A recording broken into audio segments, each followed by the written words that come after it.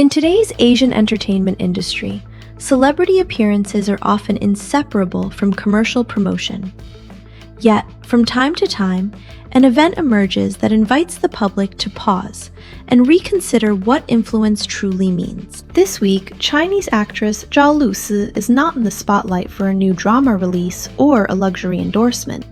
Instead, attention has turned to her decision to host an agricultural live stream with no commission, no platform service fees, and no direct commercial gain for herself. In an ecosystem where live stream commerce has become a highly optimized profit engine, such a move naturally sparks debate.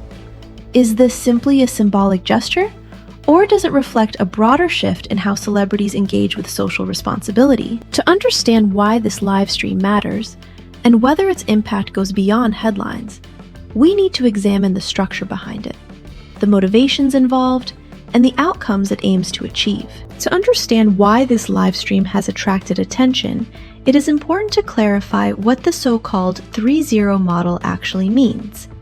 In Zhao Lusi's case, it refers to a structure in which she receives no commission from sales. The streaming platform, in turn, waives its standard service fees commonly associated with commercial broadcasts. For suppliers, product pricing is not inflated to cover celebrity marketing costs. The only remaining deduction is a minimal payment processing charge, which functions as a technical necessity rather than a profit mechanism. The result is a simplified transaction flow, where consumer payments move almost directly to producers. In an industry typically shaped by multiple layers of intermediaries, this streamlined approach stands out as a notable exception, and it forms the foundation for the broader discussion surrounding the live stream's significance. A defining element of this live stream is the direct involvement of public sector institutions. Rather than operating solely within the entertainment sphere, the event is organized in coordination with local agricultural authorities who provide oversight and structural guidance. This institutional participation establishes clear standards across the entire process, from product selection to origin verification.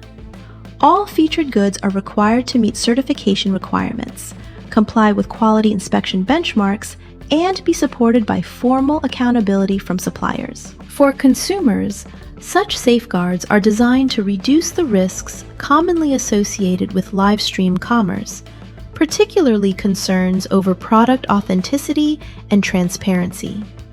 More broadly, this framework shifts the focus of trust away from individual celebrity credibility and toward a regulated system, reinforcing the live stream's positioning as a public interest initiative rather than a purely commercial venture. Beyond institutional oversight, the level of preparation behind the live stream has also drawn attention.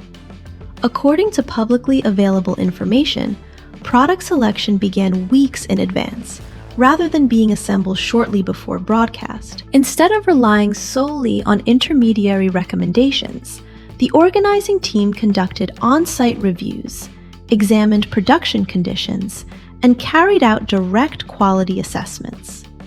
This approach contrasts sharply with the prevailing live stream model, where preparation is often compressed in favor of speed and audience traffic. In this context, careful preparation serves a dual purpose.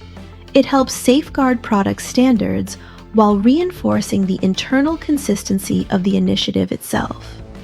More importantly, it signals that the live stream is structured as a goal-oriented campaign with longer-term intentions rather than a spontaneous sales event driven by short-term visibility. Supporters of the model often point out that this is not an isolated experiment.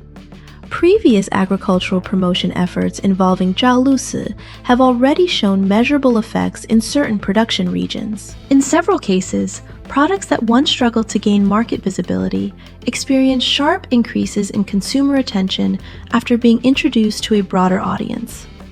Online search activity rose significantly, while farmer-operated live stream channels saw notable growth in viewership and engagement. Crucially, these shifts were not limited to short-term sales figures. In many instances, producers began to establish their own customer bases and adopt digital sales tools more independently. It is this combination of immediate impact and emerging self-sufficiency that has strengthened interest in the model and positioned it as more than a temporary publicity exercise. Despite the positive reception, the model has not been free from criticism. Some observers argue that even without direct financial gain, celebrities may still benefit from intangible returns, particularly in terms of public image and credibility. In the digital media environment, attention itself functions as a form of capital. Critics therefore question whether the focus on a well-known figure risks overshadowing the producers whose work the initiative is meant to support. Past controversies surrounding celebrity-led agricultural campaigns have further shaped public skepticism. As a result, similar initiatives are now examined with heightened scrutiny. They are assessed not only by their stated intentions, but by the degree of transparency they offer and the tangible outcomes they deliver.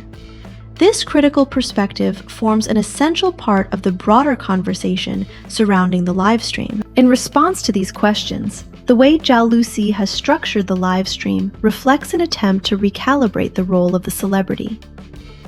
Rather than positioning herself as the focal point, she minimizes elements that typically amplify personal influence. The broadcast avoids donation features, refrains from scripted pressure tactics, and does not rely on scarcity-driven messaging.